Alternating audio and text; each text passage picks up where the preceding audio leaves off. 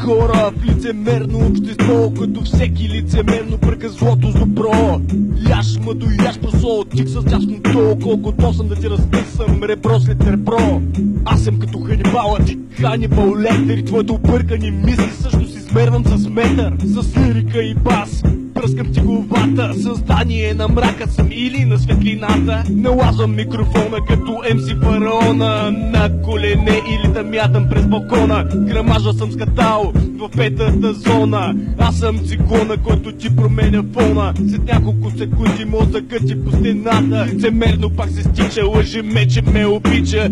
Уж ме обича, ма пред други си съприча.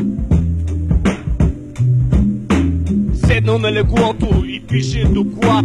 Рожбата на писател психопат. Това за тебе е игра, за мене за наяд. Усещам, че те хвана яд. Сега си в моя тъмен свят.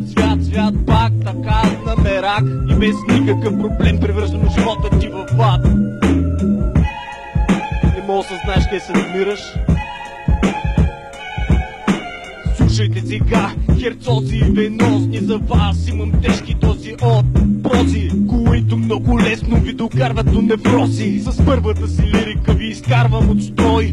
Никога не съм отказал батъл или бой. Който ме е предизвикал се оказал в застой. Вече ми писна и отпознати рими. Ако думите ви снегорини са моите са лавини. И вака ви напада, не ми трябват псевдоними. И ако ти направя нещо, моля те прости ми. Моля те,